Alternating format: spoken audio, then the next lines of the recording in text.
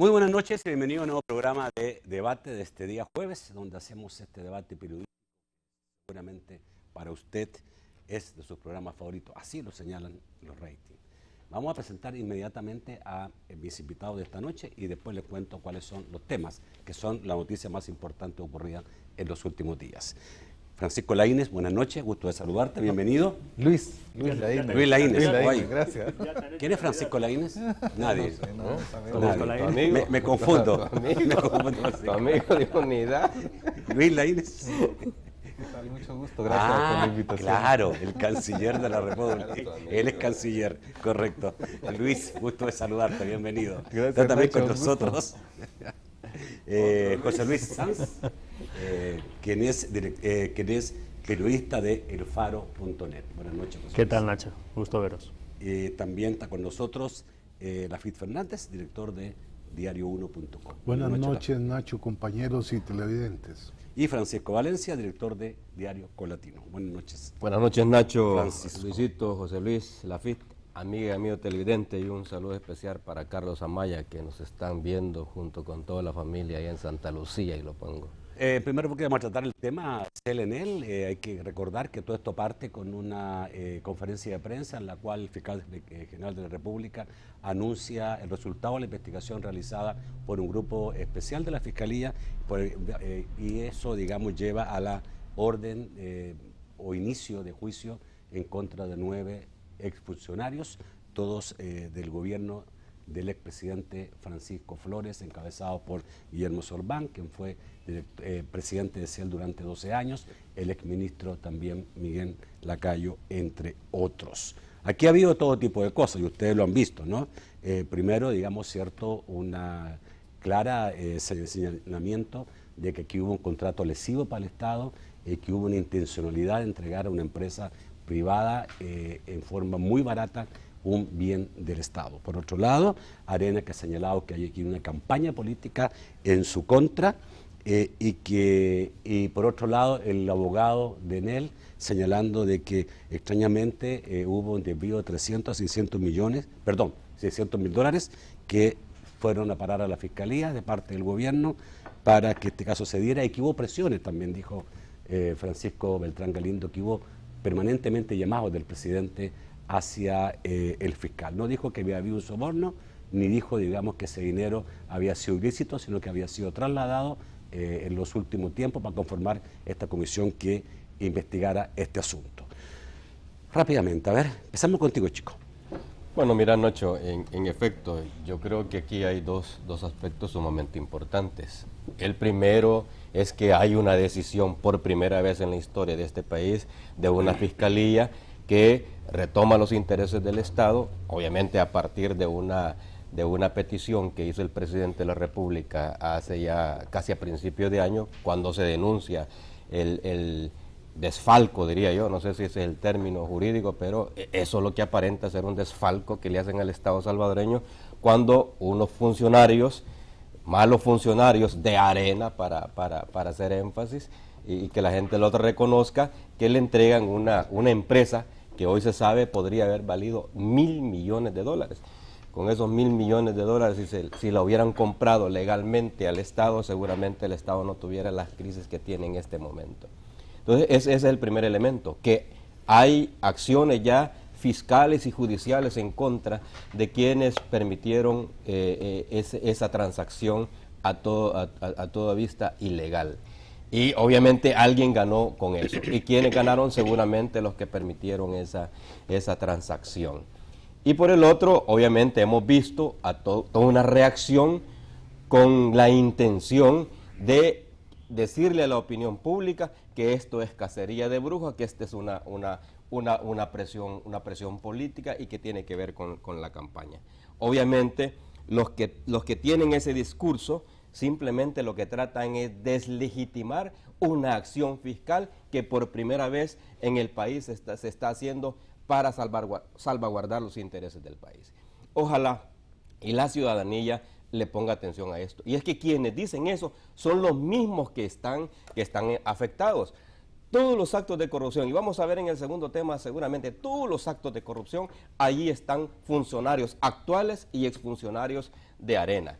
en esos actos de corrupción ahí están candidatos y funcionarios actuales del partido Arena. Y esa es la gente que está tratando de deslegitimar esta acción, desnaturalizar esta acción, diciendo que se trata de una persecución. Aquí no hay ninguna persecución política. En primer lugar, el papel del fiscal. ¿Cuántas veces nos hemos quejado en este mismo foro de que la fiscalía no actúa, que no hace su papel?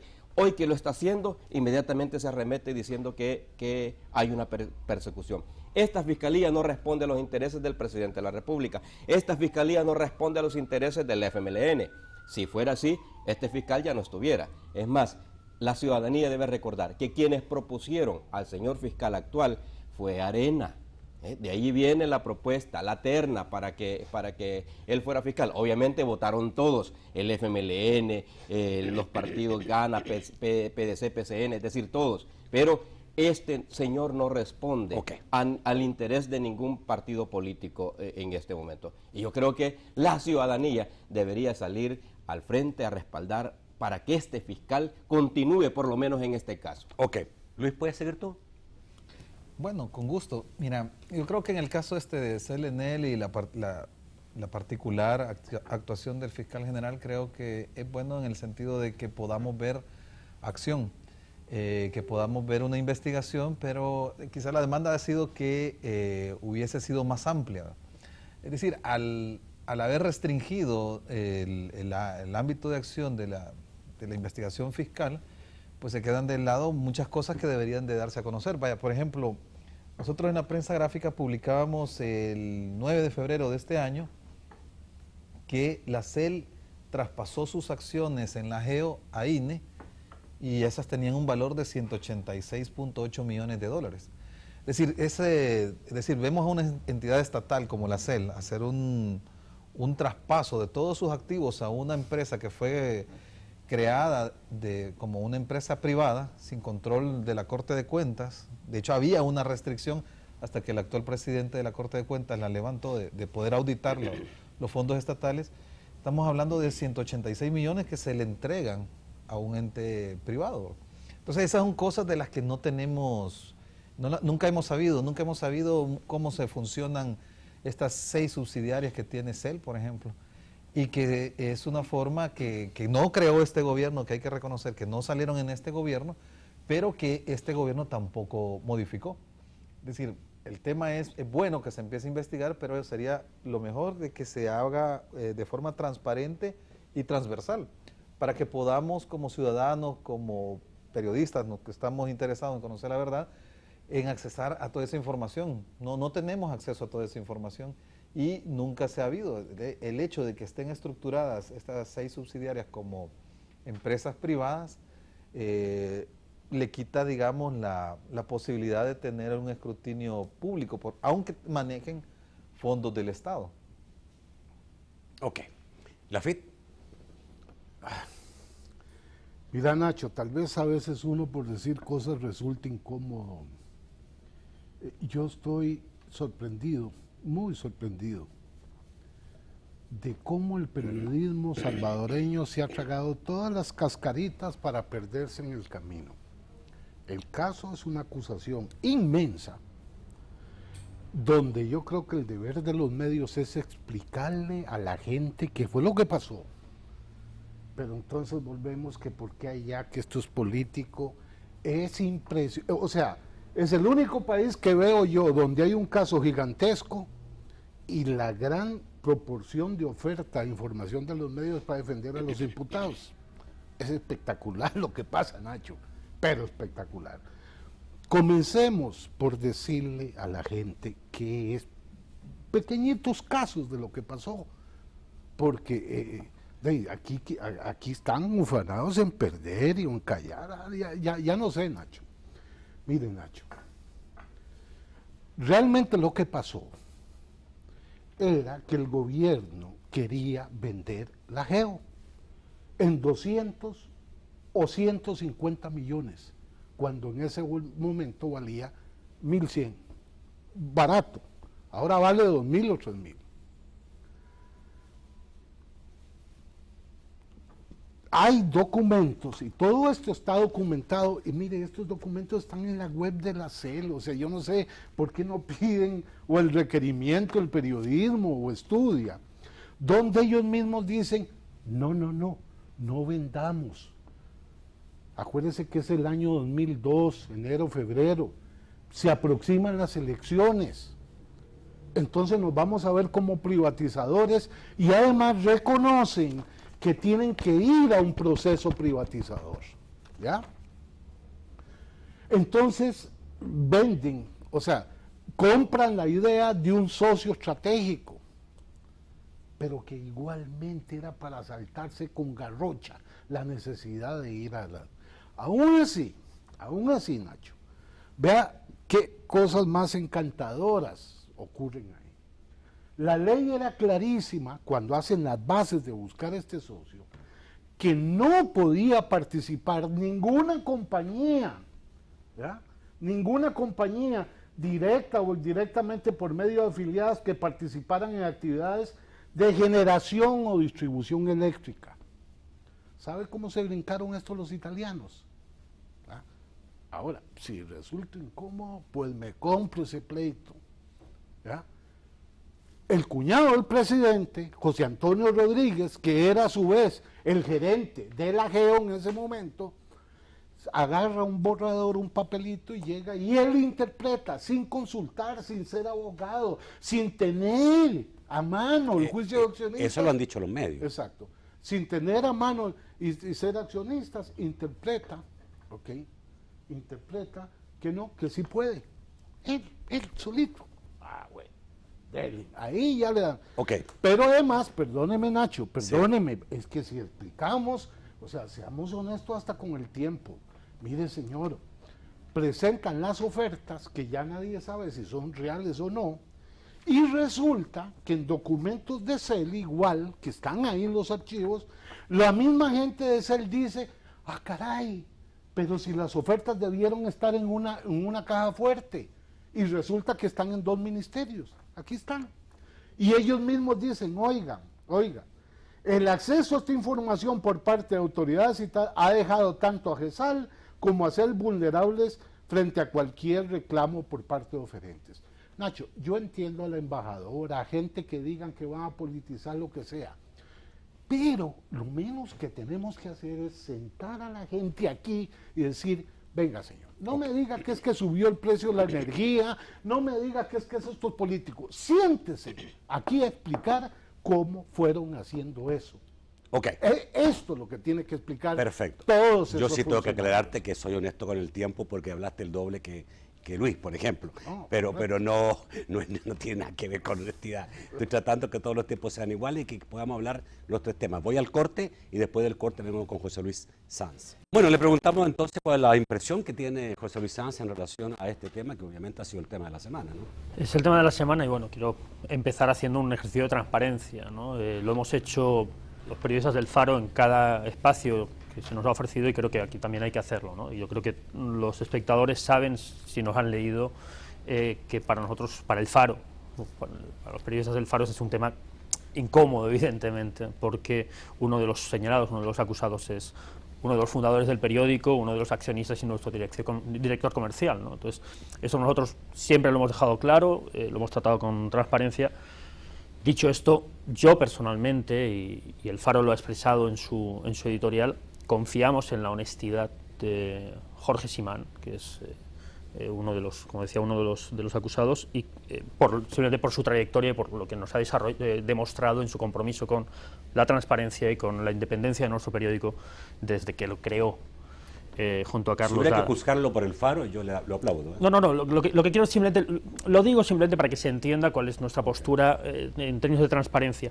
Dicho esto, efectivamente, sus acciones como miembro de la Junta de Directores de SEL es totalmente independiente de su trabajo en el Faro y en ese sentido el compromiso del periódico es dar cobertura a este tema con la honestidad, con la transparencia y con la profundidad con la que lo hemos hecho siempre.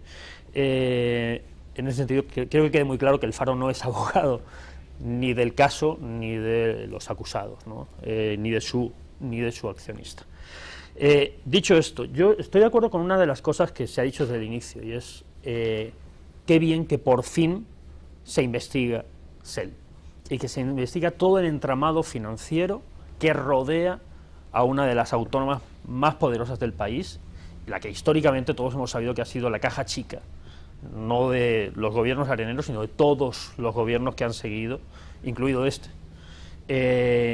y que se ha administrado desde, efectivamente, hace más de una década, con muy poca transparencia. Creo que como mínimo resultaba sospechoso o llamativo el hecho de que Guillermo Solvang fuese al mismo tiempo presidente de la SEL y tesorero de Arena, por ejemplo. Es decir, el tema del manejo de fondos de SEL, del enorme volumen de fondos de SEL, siempre ha sido un tema opaco, y siempre se ha sabido que había un manejo interesado, oportunista por parte de los sucesivos gobiernos de estos fondos. Y yo me atrevo a decir que esa sospecha recae también sobre el actual. Es decir, porque efectivamente el manejo, la falta de transparencia y la construcción financiera para no rendir cuentas de los beneficios de SEL, yo creo que permanece en la actualidad, ¿no? Y entonces en ese sentido me parece que está muy bien, y me parece que yo estoy de acuerdo además con el planteamiento inicial que hace el requerimiento fiscal en cuanto al marco jurídico que rodea todas las acciones relacionadas con SEL, que es un marco legal muy amplio, muy laxo, y que favorece que SEL se haya administrado y se administre con muy poca transparencia, con lo cual en ese sentido el hecho de que haya una investigación, que se abra efectivamente esa caja cerrada, a mí me parece una gran noticia. Dicho esto, yo creo que jurídicamente es un caso muy complejo y que cometeríamos un error si tratamos de resolverlo en dos palabras y en un resumen de los hechos demasiado simplista. El requerimiento fiscal tiene 350 páginas y recorre una serie de leyes enorme, y creo que le exige un nivel de especificación, de especificidad al evaluar jurídicamente, no políticamente. Yo personalmente, el hecho de que la lógica, no solo del gobierno de Francisco Flores, sino de todos los gobiernos de Arena, incluido en buena medida el de Saca, fuera de, digamos, gestionar desde fuera del Estado o con fondos, digamos, independientes algunas de las atribuciones del Estado, a mí me parece que es un error y me parece que efectivamente ha debilitado al Estado salvadoreño. Pero el hecho de que en sí mismos, en este caso, se esté acusando a los miembros de la Junta de Directores de peculado doloso, pero al mismo tiempo se habla de que lo suyo ha sido una conducta omisiva impropia. O sea, creo que hay términos de tipificación de delito que son muy complejos, y más allá de la valoración política que se esté haciendo de el interés de aquel gobierno por efectivamente privatizar la SEL, creo que no se puede tratar este caso con ligereza. Creo que va a ser un juicio largo. Creo que estoy total y absolutamente de acuerdo con la FIT en que este juicio debe supervisarse, contarse y reconstruirse con pelos y señales, y me alegra mucho que hagas este reclamo al periodismo. Creo que es un reclamo, y lo hemos hecho muchas veces, que se puede hacer en muchísimos casos. Creo que en este caso, sin duda, hay que hacerlo, porque este caso creo que es vital, como precedente. Okay. Como precedente. Pero sí, una última cosa. Creo que hacemos un flaco favor si simplificamos este caso tan complejo y lo convertimos en un juicio a la corrupción arenera. Creo que eso es una simplificación interesada y coyuntural. Creo que la corrupción hay que perseguirla siempre. Y sabes, creo que, chico, porque te debo sonreír, que hemos defendido que si alguien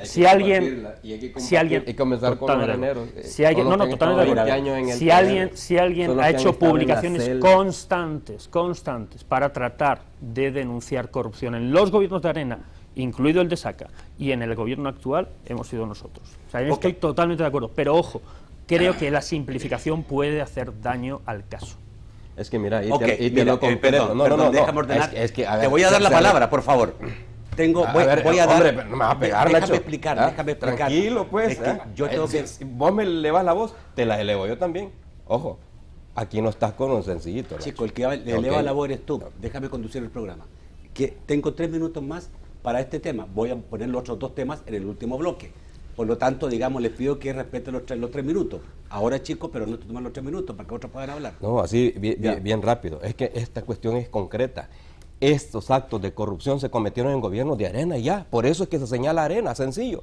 No es porque se quiera afectar al partido Arena. Lamentablemente, José Luis, son areneros. Ese abogado de Enel Cel fue del COENA. Ahí está, con su chaleco de bandera, el que está defendiendo a la Enel. El Solván, vos mismo lo has dicho, el tesorero de Arena. Y todos los que están ahí, por lo menos la mayoría de los que están ahí, se pusieron la casaca de Arena. Por eso hay que decirlo.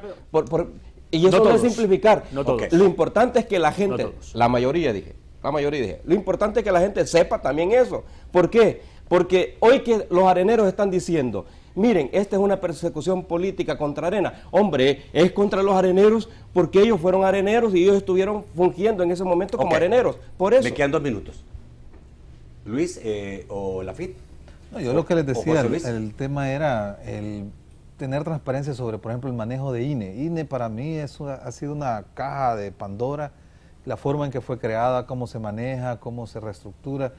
Hace un par de semanas andaba el rumor de que habían cambiado a Ramiro Mendoza Jerez como presidente de INE y habían puesto a otro, a Cifredo Figueroa, pero hubo alguien que te haya dicho eso, y INE es la propietaria de las acciones del Estado salvadoreño en la GEO. Entonces INE es la socia de Enel en la GEO, pero nadie nos dice cómo funciona, cómo se estructura, y eso no es de este gobierno, hay que decirlo claramente. O sea, eso viene, esa creación viene de hace tiempo, de hace varios periodos, y eso es lo que es una deuda pues para la ciudadanía. Lafit. No. Mi llamado es bien sencillo, concentrémonos en lo que es este caso. En lo que hay hasta ahora. Expliquémosle a la gente el chanchullo, porque fue un descarado chanchullo, ¿ya? Ahora, que después investiguemos aquello, estamos de acuerdo. Lo que pasa es que el debate es, no, es que a aquel le huele la boca y entonces que no, que como no tenemos luz. Pero no se trata solo de eso, Lafit. En el caso de Enel Cel, hay un problema constitucional. Aquí a cada rato aplauden cuando la sala resuelve por cuestiones inconstitucionales. Claro. Bueno, este es un caso inconstitucional. Veamos lo que es inconstitucional. La INE no tiene nada que ver con intereses italianos o con intereses yanquis. No tiene nada que ver con eso. Es un problema. Es igual. Mira, Nacho, nada más rápidamente. Estamos viendo, como nunca hemos visto, defensas pagadas, millonarias, también de gente en esto, ¿ya? Ahora, yo puedo respetar que digan lo que sea, pero antes examinen esto. Antes de decir que esto es político, antes de decir que le falta esto, antes de decir que los precios de la electricidad, el resto es pantalla, perdónenme. Ok. ¿Ah? Vamos al corte y obviamente no quiero dejar de tocar los otros 2 temas, sobre todo el tema de ProBúsqueda, que me he dado vuelta de que me enteré esta mañana de que eso había sucedido. ¿Por qué? ¿Quién está atrás de ese atentado, de ese incendio, de quemar documentos, hacer desaparecer documentos en ProBúsqueda? También hablaremos del caso Corte de Cuentas. Ya volvemos. Como breve con el aspecto que a mí me parece, digamos, básicamente que lo que no me cabe en la cabeza es que, y qué bueno que el actual presidente de la Corte de Cuentas diga, he encontrado 138 expedientes que no fueron procesados, que fueron enviados al archivo y que se subieran esos expedientes llegado al juicio de cuenta correspondiente, posiblemente se hubiera recuperado 22 millones de dólares. Que es posiblemente, porque obviamente todo dependía de los juicios que tuviera cada uno. Pero nada. Y uno se pregunta, ¿y qué pasa con los culpables de esto? Porque los culpables son los que manejaban la Corte de Cuentas antes. ¿Qué pasa?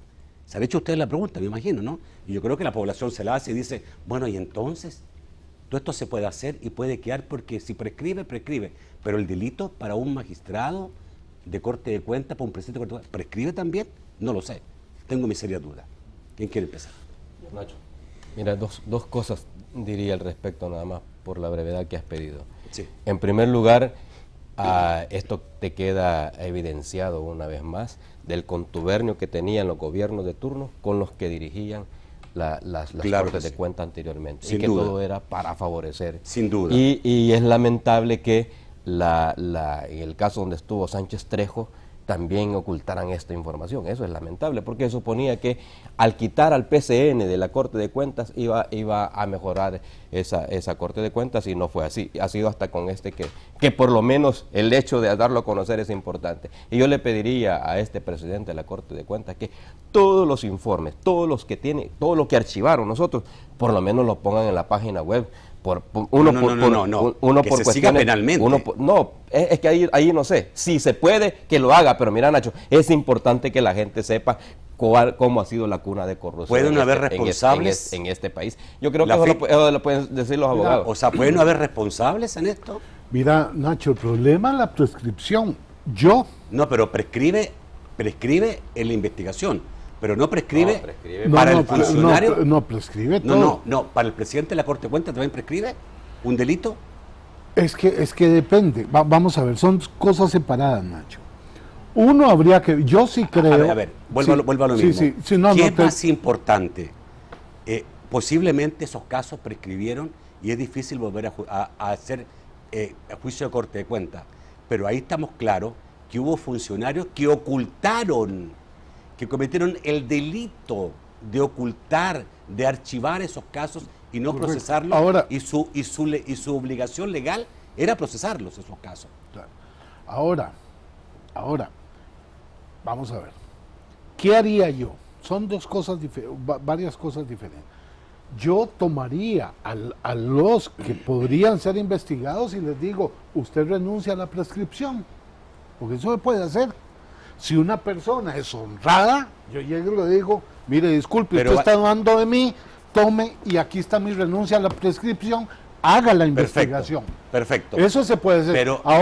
Pero igual yo coincido contigo de que ahí hay que buscar internamente los responsables de los que hicieron eso, porque es obvio que si eso pasó es que los engavetaron, que los taparon, más que obvio. Ok. Rápidamente, para que el otro caso que es importantísimo. Creo que en estos temas, al final de cuentas, uno puede ver cómo, si bien las instituciones están funcionando y desarrollando investigaciones, uno puede ver que al fin y al cabo también hay una especie de manipulación de la institucionalidad. No digo de que las investigaciones sean manipuladas, sino los tiempos. Poniendo el caso, nos vamos un poco para atrás con el tema de la Fiscalía, el caso de la Diego de Holguín. Hubo unas capturas, hubo una selección de quiénes iban a ir, quiénes no. El contrato del mismo CLNL en este tema. La Dirección Nacional de Medicamentos cierra unas farmacias que eran de uno de los que estaban involucrados en el tema de CLNL, el exministro Lacayo.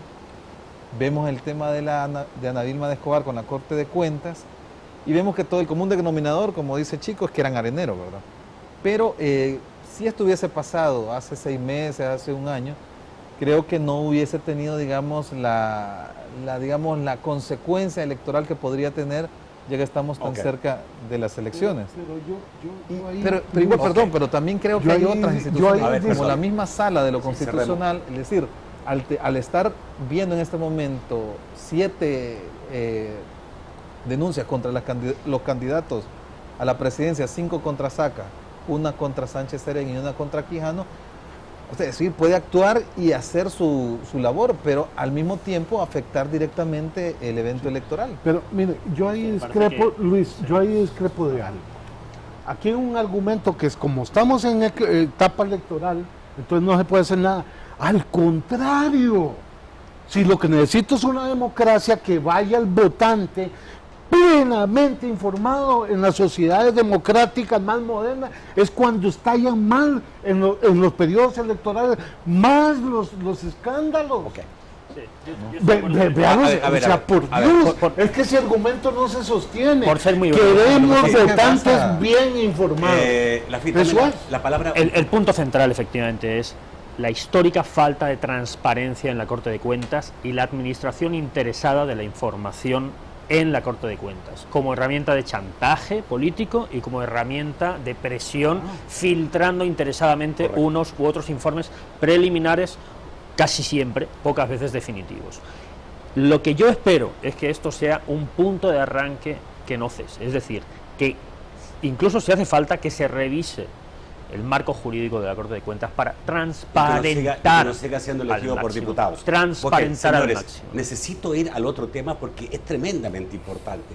Esta madrugada, 3 personas armadas ingresaron a la sede de Probúsqueda, una sede que tiene un prestigio, o sea, una institución con un prestigio formada por el padre John Cortina, de la UCA, y que había logrado éxito en la ubicación de mucha gente, niños en ese tiempo, que fueron secuestrados o perdidos en tiempo de guerra. 3 enmascarados entraron, quemaron parte de los archivos, se robaron computadoras, se llevaron documentos, etcétera, etcétera. ¿Por qué? Solamente voy a decir lo que ha dicho sobre este caso la actual presidenta de FESPAT, Silvia Guillén, que dijo: no tenemos más que atarlo con lo de tutela legal, dijo. Y por otro lado dijo: aquí se está afectando la posibilidad de que la Corte Suprema de Justicia declare inconstitucional la ley de amnistía. Lo dejo ahí. Sí. Yo simplemente, reforzando esa idea, creo que las circunstancias, la manera en la que fue el ataque y las circunstancias en el momento en el que se dan, efectivamente dan una dimensión especial a este ataque en términos de gravedad. Uno, estamos hablando de un ataque que, por cómo se produjo, sabemos que fue planificado, cronometrado, es decir, las 3 personas que entraron en las oficinas de Probúsqueda iban cantándose el tiempo que llevaban y el tiempo que les quedaba para ejecutar el ataque. Es decir, no estamos hablando de delincuencia común, evidentemente. Esa gente iba con la decisión tomada de quemar archivos, con lo cual evidentemente la finalidad principal era destruir información, y además se da en un contexto muy específico, y es, en noviembre de 2012, Probúsqueda presentó un habeas corpus sobre 3 casos que incluye a 9 niños desaparecidos en Chalatenango durante la guerra. El lunes 11, la Corte Suprema lo admitió, el lunes 11 estaba previsto un careo entre los denunciantes y los representantes de la Fuerza Armada que debían colaborar, conocer el caso y colaborar en el esclarecimiento. No acudieron ni el ministro David Munguía Pallés ni el jefe del Estado Mayor Conjunto, que debían acudir. Ese caso, o sea, esa vista, ese careo se trasladó la fecha al próximo lunes. Los documentos de ese caso están quemados. De ese caso. Los documentos de ese caso están quemados. Es decir, la dimensión práctica, simbólica que tiene este ataque evidentemente es gravísimo, y yo personalmente tampoco puedo desligarlo. Yo estoy totalmente de acuerdo con María Silvia Guillén del hecho de que creo, y lo hemos comentado ya aquí, es casi la ley de la gravedad va a llevar a una derogatoria de la ley de amnistía que debería cambiar dinámicas políticas con respecto a la memoria histórica en el país, ¿no? Pero esto es efectivamente gravísimo. Es gravísimo. Un hecho que no conocíamos en el país en los últimos muchos años ya. No, indiscutiblemente, Nacho, es un caso condenable, condenable. Ojalá, y como lo anunció hoy el presidente de la República, Mauricio Funes, que la policía, que la fiscalía le meta toda la investigación necesaria para que pronto capturen a estos criminales y obviamente lo lleven a la justicia. Pero igual que José Luis, yo estoy de acuerdo con lo que dice María Silvia.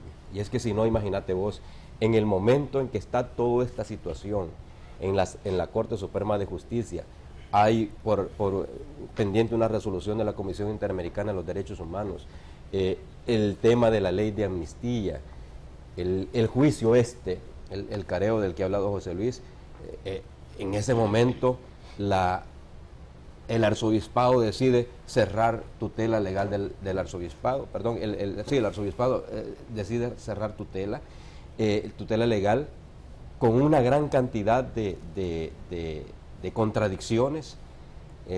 Hoy cuando vemos esto decimos, bueno, aquí había algo planificado previamente. Y claro, como ya callaron tutela legal, porque la gente que podría responder a los intereses de las víctimas y de las familias de las víctimas, el arzobispado los ha sacado, bueno, había un inminente peligro para esta gente, y es Probúsqueda. Y lo hacen de esa forma, burda, por cierto, criminal, por supuesto, pero burda. Y yo espero que la ciudadanía, yo espero que los que hicieron esto con Probúsqueda no se han dado cuenta que Probúsqueda es una institución, a pesar de que es no gubernamental, es una institución de mayor peso que cualquier otra institución gubernamental que tenga que ver con derechos humanos de este país internacionalmente. Y se han metido en un serio problema, creo yo. ¿Y quiénes estarían detrás? Pues obviamente que todos los que están acusados por delitos de lesa humanidad, por los que fueron a secuestrar a los niños en tiempos de la guerra y los regalaron o los vendieron en el exterior, ellos están detrás de todo eso. Okay. Luis o Laffitte. Yo creo también que es condenable, evidentemente, este crimen que se ha cometido de destrucción de información de que podía respaldar el esclarecimiento en muchos casos. Todos sabemos el enorme papel que ha tenido ProBúsqueda para poder reencontrar a ya jóvenes, incluso adultos que se fueron del país y que fueron llevados a otras naciones con otras culturas. Hemos visto emotivos reencuentros de jóvenes o ya hombres o mujeres con sus padres biológicos. Creo que realmente es un golpe para todo el proceso democrático que estamos viviendo y que realmente las autoridades tienen que investigarlo. No se puede dejar de que haya un golpe de esa naturaleza contra una institución que se ha ganado con pulso todo su valor a nivel nacional e internacional. Evidentemente no fue un grupo, como decíamos ya los colegas antes, no fue un grupo de delincuencia común. Había un objetivo expreso de destruir estos archivos. Decía la directora de tutela legal, que por cierto tuvo que cancelar un viaje a Indonesia donde iba a presentar la experiencia de ProBúsqueda, de que hay un respaldo digital. Ojalá que esté a salvo, porque también les robaron computadoras y otros tipos de archivos, ¿verdad? Ojalá que no terminen eso y que las fuerzas oscuras que hayan hecho esto no se salgan con su objetivo. Ok, me imagino que habían estos sistemas de cámaras internas, ¿no? Una institución como esa normalmente, ojalá tuviera ese tema. ¿Y dónde estaba la oficina? En la colonia Buenos Aires, en San Salvador. Mira, yo creo que un delito claramente dirigido, ¿verdad? Alguien tenía un propósito. Esto aumenta un poquito, siento yo, la atmósfera de un clima no muy deseable, ¿verdad? Los sospechos conectados a actividades de elementos que podrían ser juzgados o están siendo juzgados, no sé. Ojalá, como se dice, que exista respaldo un poco cibernético, ¿verdad? Siento que el gobierno está obligado efectivamente a dar una respuesta, a investigar esto, ¿verdad? No sé. José plantea que podría estar vinculado también. Yo no digo que esté vinculado, yo lo que digo es, lo que trato es de dimensionar la gravedad de un ataque de este tipo para destruir, para afectar a casos que están hoy en proceso. O sea, lo que quiero decir es que evidentemente no estamos hablando de... A veces cuando se habla de memoria histórica parece que estamos hablando de libros que llevan tiempo acumulando polvo. No, estamos hablando de búsquedas presentes, estamos hablando de casos hoy, estamos hablando de padres que están buscando hoy a sus hijos y que el lunes, el lunes van a afectar a un proceso que está hoy en marcha. Sí, pero una cosa, digamos, es la información que se tiene en relación a encontrar a un hijo y juntarlo con sus padres de sangre, de sus padres originales, o qué más hay ahí, porque obviamente en estos procesos de información y de investigación se encuentran culpables. Efectivamente. Que hasta ahora ProBúsqueda nunca, que yo sepa, ha enjuiciado un caso sobre quién realmente fueron, sino que se han preocupado más de juntar a padres con hijos. Aquí había algo más aparentemente. Y seguimos esperando una colaboración plena de las Fuerzas Armadas en compartir archivos y colaborar en este tipo de procesos. Bueno, vamos al corte, volvemos rápidamente con el último bloque, sus preguntas y comentarios a través de las redes sociales. Ya volvemos. Vamos rápidamente con Francisco Bonilla para que nos digan qué dicen los amigos televidentes esta noche a través de las redes sociales. Buenas noches, Francisco. Buenas noches, estimados señores. Vamos con Rodrigo. Dice Rodrigo, investigación de fiscal politizada. Hubiese sido mejor votar por una propuesta de alguien independiente. Ejemplo, Henry Campos, plantea Rodrigo Alejandro. Dice Mario Grisales, la fiscalía ha pedido 6 meses más para investigar. No entiendo. Entonces, ¿por qué hacerlo ahora previo a las elecciones. ¿Por qué?, pregunta Mario Grisales. José Napoleón Rivas dice: realmente los ciudadanos salvadoreños queremos justicia en estos casos. Carlos Araujo dice: acciones de subsidiaria de CEL son propiedad del Estado. La Corte de Cuentas levantó veda, que auditen, pero que no se desvíen del tema. Fidel Medrano dice: la corrupción se tiene que combatir, pero me extraña que este gobierno en casi 5 años tampoco ha sido transparente alrededor de CEL. Rafael Mengíbar dice: la corrupción hay que combatirla sin interés personales, sino nacionales, con la ley y garantías procesales de testigo el pueblo, plantea. Vladimir dice: lo que dice Lafita es cierto, los medios de comunicación han mostrado el tema como una noticia cualquiera. William Tovar dice: ¿qué les parece la falta de respeto de Toches hacia una mujer? Y la dignidad y el valor de la diputada lo dejó en vergüenza, plantea William Tovar. Gerardo Ventura dice: ahora que es Arena la que está en el ojo del huracán, es persecución política, pero si fueran sus adversarios no lo verían así.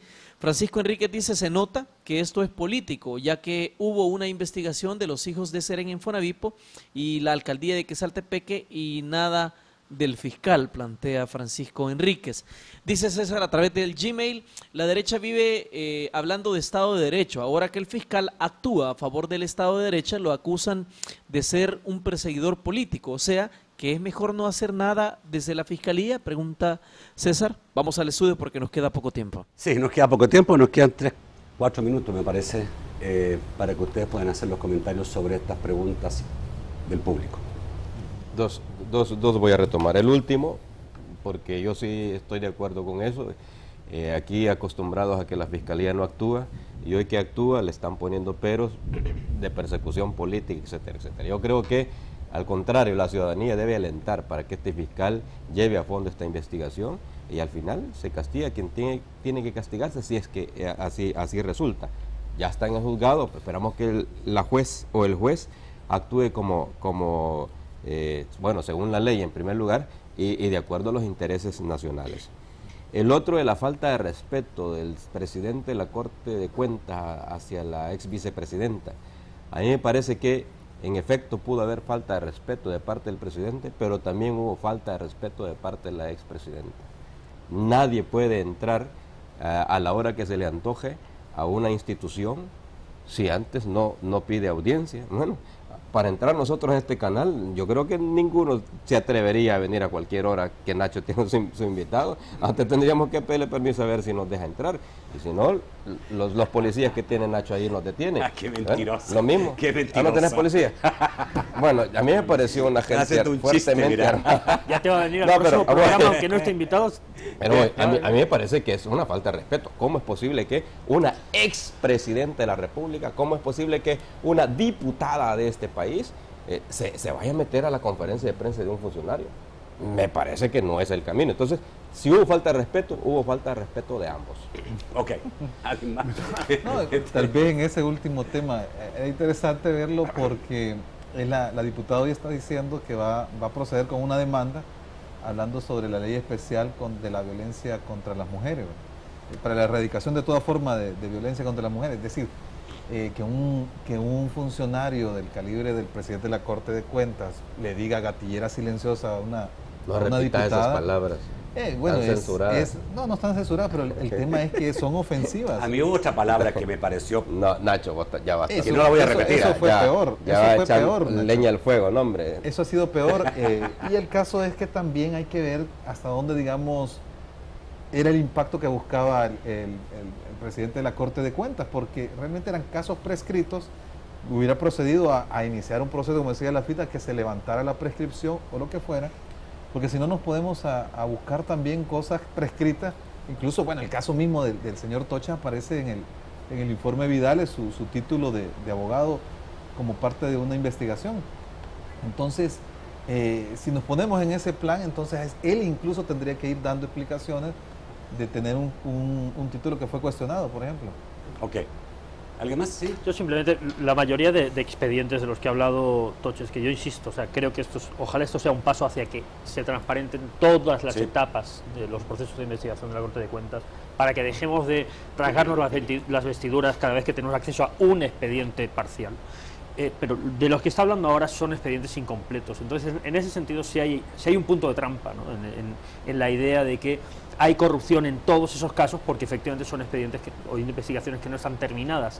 Eso creo que genera confusión. Lo importante es que no están terminadas, están archivadas. Sí, claro, totalmente de acuerdo. Pero por eso, en realidad, lo que hay que investigar es a la Corte de Cuentas. Buenas noches, otro jueves. No, muy rápidamente, Nacho. Si le quieren entregar a los italianos por 108, 120 millones, la mayoría de la GEO, que se la entreguen. Pero que primero le expliquen esto al país. Ok. Eso es lo de ser. Gracias, Luis, por estar esta noche. Mucho gusto, gracias por la invitación. Gracias, José Luis. Un gusto. Gracias, Lafit. Lo último. Gracias, chicos. Es que mira, yo también le hago a la meteorología. Está lloviendo, va a llover esta noche. Está lloviendo, va lloviendo, ya está lloviendo. Verá, Moisés Urbina ya me va a estar oyendo, ya lo va a decir bueno, también. Amigos, y raro, estamos ya a esta época del año no debería esta lluvia. Bueno, nos vemos mañana a las 8 de la noche. Que pasen muy buenas noches y descansen.